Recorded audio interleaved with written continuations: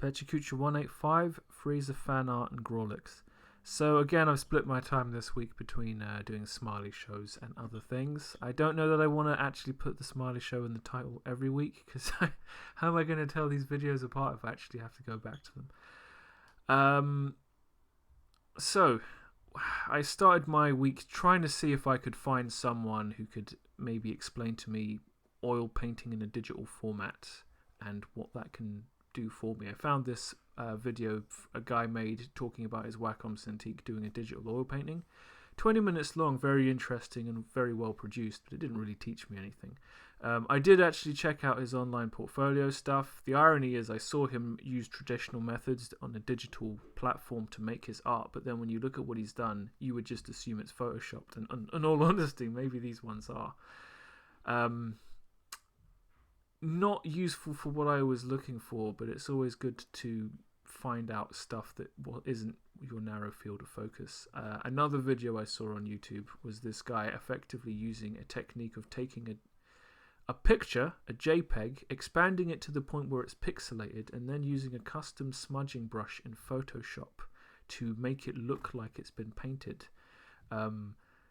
His YouTube comments were split between people telling him he was a scumbag fraudster and people who were really impressed with his graphic design skills. I could spend the rest of my life taking a position and arguing against it on what he chose to do, but it was interesting to see him actually do it. I decided to draw a fan art thing of Frieza this week, basically because someone subbed to me on Tumblr who just has a fan art appreciation thing for Frieza, and I thought, you know what, I've got some old art, can I improve anything? Using the little bits I've picked up from the Andrew Loomis book I'm tentatively flipping through. So I spent a lot of time just trying to nail Frieza's head shape, the proportion of his features on it.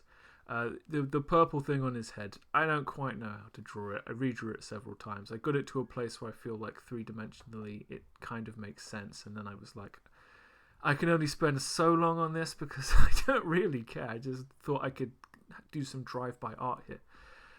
Colouring it was a much simpler process because I was just going to add some simple shading. Once you build that strong foundation, all you've got to do is kind of fill in the line work, right?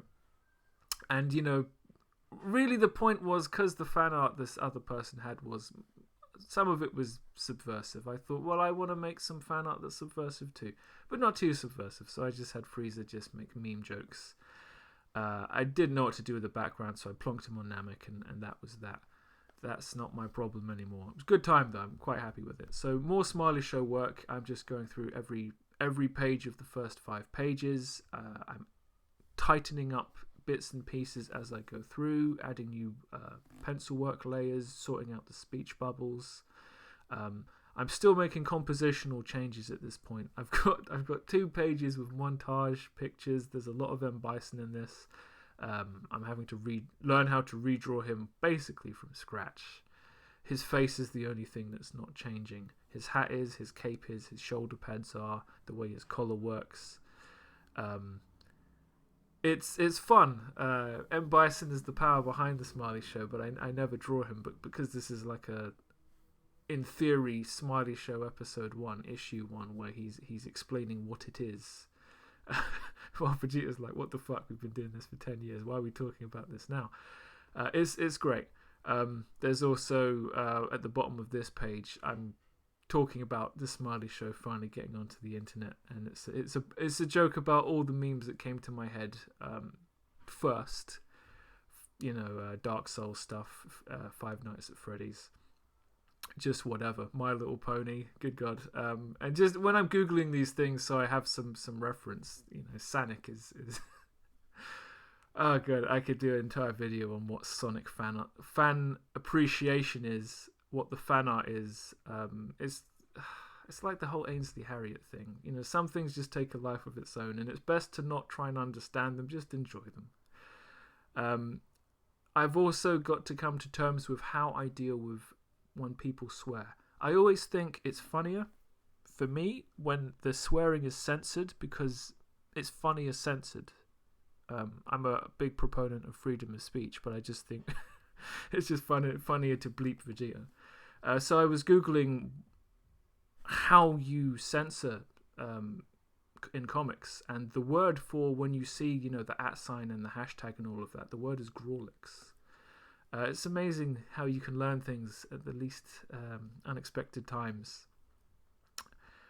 And I was just looking for different examples of how people have done this in comics, and there were some awful ones from Marvel, like this one where they just put skull and crossbones in, and I'm just like, I'm not feeling that. So I kind of feel like I've got to figure out my own way of doing this, and it might change over time. Like everything in my current Smiley show, it's subject to change, but at least I'm opening that conversation. So I'm just going to literally have it go, dude, when he says something. We'll see, because it's a bit too much work, me adding the dude in. Does it read well? I don't know. I don't need professional quality anything at this point. That comes later. So I ended the week going back to the first page, where I'm still trying to figure out my splendid Bison intro.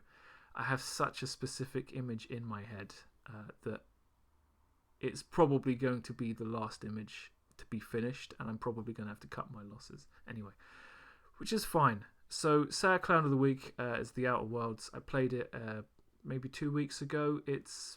People were comparing it to Fallout because Obsidian, the people who made it, made Fallout New Vegas, a game that I actually replayed again immediately before this.